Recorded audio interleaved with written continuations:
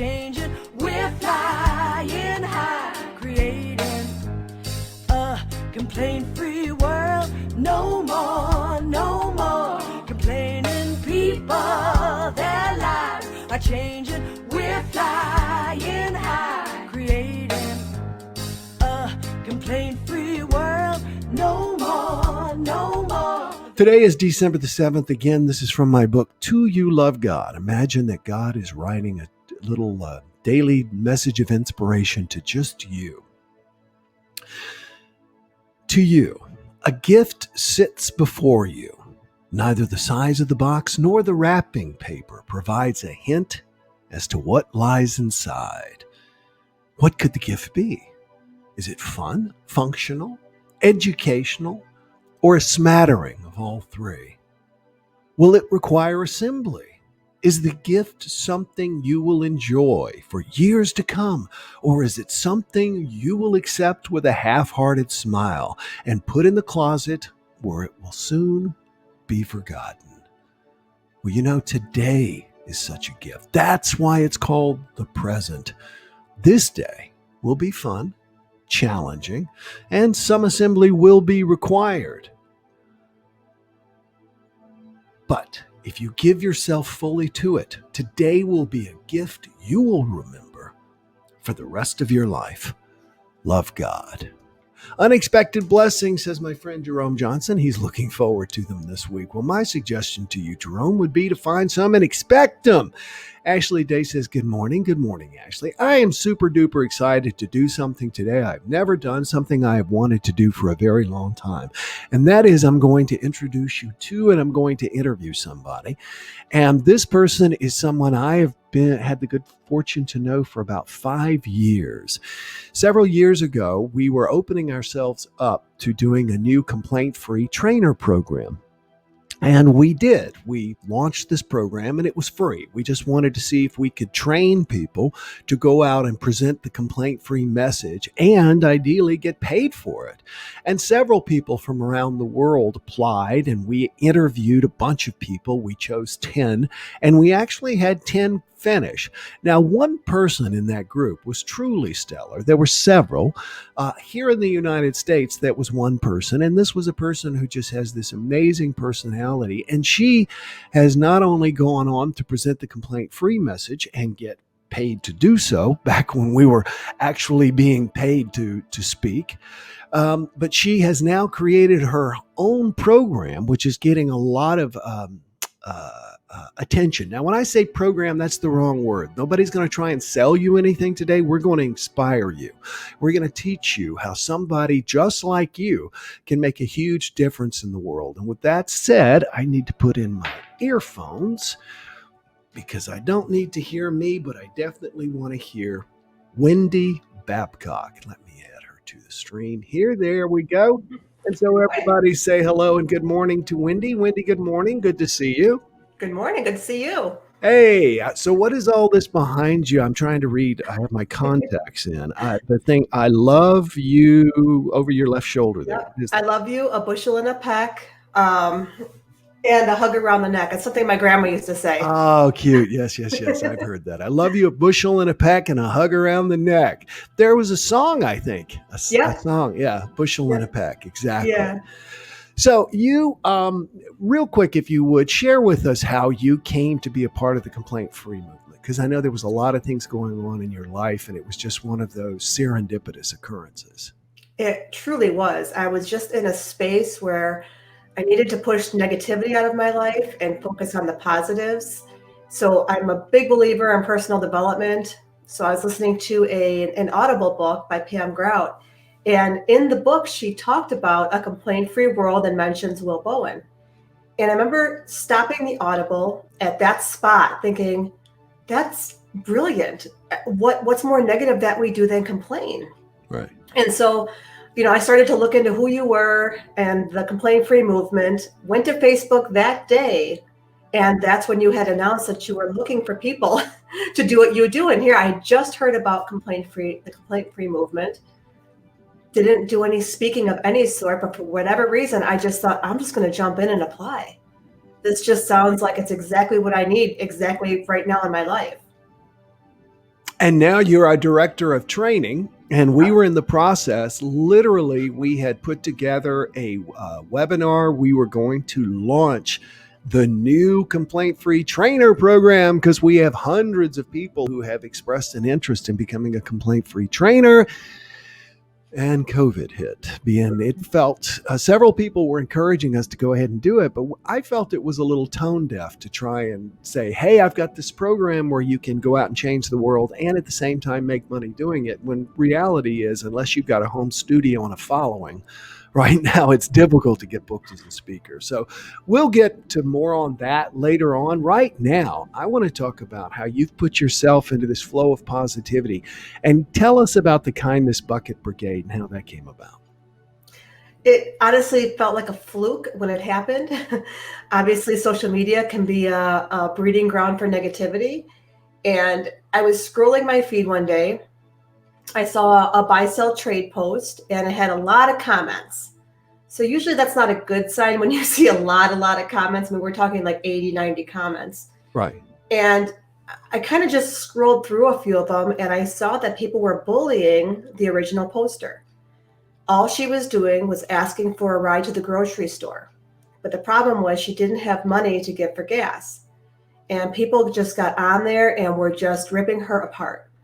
And I noticed a comment from a friend of mine. She just said something like, just supportive and understanding, said, hey, I've been there. I'm a single mom. I completely get it. And she did offer to send her a gas card. But even without the offer of the gas card, I thought what she did was something you don't see much. She didn't argue with the bullies at all. She just simply offered understanding and compassion to the person who was being bullied. And I kept thinking to myself, gosh, if more people would do this, maybe we can drown out those bullies that are on the internet. So I kind of just sat there and thought about, okay, how can I do this? What if I started a group where I could just invite some friends, and we would agree if we saw a post like that, we would comment with kindness and compassion, and then tag each other in so that we could add more comments, creating kind of a bucket brigade of kindness. And that's where the name came in. Now, real quick, I want to make sure everybody understands the concept of a bucket brigade. Back before we had hoses and running water, when there was a fire, one person would stand at the source of the water and then pass it. So it's literally you're passing it from person to person. I love the concept. It's a great visual. Go ahead, please. It's kind of like just a great metaphor too for, you put out the fire quicker. And so the more comments of kindness that we have, the quicker we can put out that fire of bullying. And in my head, I thought, okay, how many members can I get into this group? And I thought, if you've ever created a group on Facebook, it can be like pulling teeth to get people to join something. And so I thought 100. I had this huge number of 100 people in this group that we could all get together and do this. And I announced it on my Facebook page. And the idea just exploded. I had 100 people in that group within a matter of 2 hours. Wow. Now this is a Facebook group, you're saying? Yes. This is not a page. Yes. It is not at all difficult with advertising, like you say, to get hundreds of followers on a page, but to get people to go into and join a group, good for you. Go ahead. Yeah. So I was just astonished when I hit that 100 number, and then it kept growing exponentially. The next morning, I woke up to 400 members in the group, and it kept climbing and climbing, and people were posting and loving this idea. And by, I think it was day 4, we hit 1,000 members in this group. Wow. And I was blown away. So I did a live inside the group, ugly cried and everything, because I was just so amazed that people are craving kindness. I guess I didn't see it. It just renewed my faith in humanity a little bit, I think. So people were using it for different things as well. So besides getting on, and when we saw bullying, we made that kind comment, tagged in a friend. We used the hashtag so people know why we're there. But inside the group itself, what I saw was interesting is people posting uplifting, positive stories, the pay it forward stories. And I was getting messages of people saying, oh my gosh, I look forward to getting into that group every day. It just starts my day out with positivity, and I just feel good all day. Wow. Awesome. So how can people join? I'm sure we've got lots of people that are going to want to join. This is a free group. You are there now. The price of admission is kindness. You need to show up and you need to spread kindness within this group as you or others share stories of bullying, right? Yes, exactly. So And tell us how we do that. all you need to do is just go into your search bar on Facebook and type in Kindness Bucket Brigade, and you'll see both the page and the group. So we accept everybody in the group until you prove otherwise. we have had very few people we've actually had to kind of bump out because, they've left some really kind of bullying comments. So they weren't really getting the concept of the group. And we usually give warnings. We'll put people on post approval, and we try and handle it with kindness, because even bullies need kindness. Is yours, our mission is to stop cyberbullying by Yes. bringing more kindness. You have 7,000 members now, Wendy. Yeah. And we started it in August of 2019. So we're just over a year. We have 7,000 members now. Wow, that is awesome. Let me see if I can. I'm trying to figure out a way to copy the link. You're still going to stay on here. So do me a favor, if you would, go to your page on Facebook. I'm there. But I will list this. I don't know if that's going to help, but I'm going to post this real quick and then people can get in there. But we want to give people a direct link. So it's Kindness Bucket Brigade. I found it in 2 seconds. Oh, good. Okay. I just gave you a link. It's showing, so search. So that's probably not it. But check out Kindness Bucket Brigade. Wendy is making a difference in the world. Help her do that by helping spread kindness. Join Kindness Bucket Brigade on Facebook. Let's really get those numbers up. I think we've got 45,000. Let's get her more than we have. Okay. All right, Wendy, thank you so much for being with us. Thanks so much, Will. I appreciate it. My honor. Let's get into what it is we want to jumpstart today. And I want to share something with you that's probably going to surprise you. It's one of those interesting things that I learned recently, and that, let me make sure, there we go. I learned this recently, and it has blown my mind away. And I want you to get your mind blown away because of the wonderful things he does. Anyway, we struggle. You and I both struggle to get things done. I remember listening to my great mentor, Earl Nightingale, once did a story about a man who paid an executive $50,000 for one piece of information. And that was, he said, look, we know what to do. We just can't get ourselves to do it. So what he did was he told them to create a to-do list, focus, and then number them in their degree of importance, and then do only the number one thing, ignoring everything else. Anything that came across their desk regarding anything other than that number one priority was ignored. How about you, though? I've noticed that even with myself, do you ever struggle to get yourself to eat a little bit better, or maybe eat a little bit less, or go exercise, or whatever, and why we do everything we do? I want you to consider that everything you do, and take this in for just a moment, is because of status. Status. Now, before you start abusing yourself mentally and going, wow, am I really that? You know what? He's right. I'm very insecure. I just look to everybody for approval, et cetera, et cetera, et cetera. I notice my hands are green screening out here a little bit. Anyway, he says that, not he says rather, but the truth is that we do everything for one purpose, and it is status, but it is not the status of other people. It is our own status. In other words, it's how we view ourselves. I give money to certain causes. I just got a notification from PayPal. I've got an automatic, I have several causes that automatically come out of my account every month. Now, I do that for status. You think, really? Well, if I was truly doing it for status, I would probably tell you more about it and tell you what the causes are, and even more, tell you how much money I give. But no, I do it for my own status. Status is how good you feel about yourself. So every decision you make, you do to guard and to feel better about yourself. And yeah, that's even sometimes when you don't eat healthy. Because in your own mind, you rationalize why it is that it is better for you in that moment to not do what it is that you know you should do. It actually elevates your status. You rationalize. That is, you tell yourself rational lies to make it okay with raising your status by doing what it is you know you should not do. Let me give you an example. Saturday morning, I know I want to get up and go swim or go do yoga, do something that's healthy, that's exercise, but I decide I'm going to lie in bed and I'm going to sleep. Now, why do I do that? Why? Even though I know I should get up and I know that the longer I wait, the more difficult it's going to be to exercise, because I deserve it. Because I work hard and I tell myself all these great things about myself. And as a result, I rationalize. I tell myself rational lies to get myself not to do it. Wow.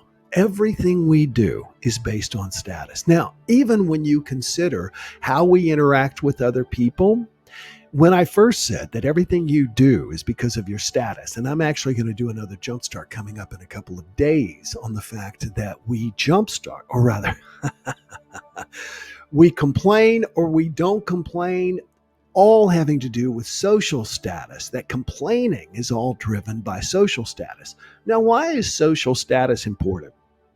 Why do I care if my neighbors hold me in esteem and like me? Why do I care if my girlfriend holds me in esteem and likes me? Why do I care? Why do I care if I have social status? Why do I care if people look up to me? Because the more they look up to me and the more that gets reflected back to me, the more my own status in my own mind elevates. The problem gets to be when we put other people's status above our own. When we begin to focus on what other people think of us to the exclusion of what we think of ourselves. And more importantly, if what we're thinking of ourselves is shrouded in rationalizations or if it's based in the truth. My social status, not my social status, my personal status is never higher than when I'm coming back from exercising. I have increased my esteem in my own mind by making positive choices. So here's what I want you to understand. You can make negative choices and rationalize and raise your estimation of yourself, your status of yourself in your own mind. You can do the things that you know are not good for you and bring in rationalizations, or you can do things that you know are good for you and improve your status by the actions you take. Either way, you're going to seek to increase your status in your own mind. It's simply why you make every decision that you make. So what do you think? Questions, comments? Let's take a moment and give you an opportunity to sound off as we consider this. Everything you do is because you want to increase your own status within your own mind. Daniel's here. Good morning, Daniel. Great to see you as always. Ed Wilmot says, I'm looking forward to my hand healing. I fell while hiking yesterday, but it's a blessing in disguise. Just don't see the blessing as of yet. I just have to stay open. Ed, I get it. Awesome. Great person. Great perspective on it as always. Wow, my mom said that all the time. I have a mug that says that. Very cool. Glad to hear that. Mary Linda Farrell says, that's fantastic. I'm in. Okay, there's the Bucket Brigade. That's right. These are follow-ups from the Bucket Brigade. Wendy Babcock says, I'll join and watch. Thanks for letting me get the word out to bring more kindness to the world. Everybody check out Kindness Bucket Brigade. I call it altruistic hedonism. Wow, Greg, love that. Way to go. Altruistic hedonism. In other words, feeling good for doing good. Ain't nothing like that. And there's nothing better than the altruism of doing it for yourself. So I want you, as you make your choices today, thank you, Jerome. He says, love this, hit the nail on the head. As you're going through your day, I want you to realize that as you make a choice over this, or this or this or this. You are doing it to elevate the status in your own mind. And the greatest status you can have in your own mind, the greatest elevation you can receive, doing good for yourself and others. If you simply set that as your number one priority for the people you're going to meet today, you're going to greet, you're going to work with, etc., do good for yourself and others, you are going to have a wonderful day and you are going to dramatically elevate your own status. So remember that and make that choice today. Do what's good for you, do what's good for others, and you'll sleep well tonight, feeling good about yourself. Enjoy today, and I'll see you tomorrow.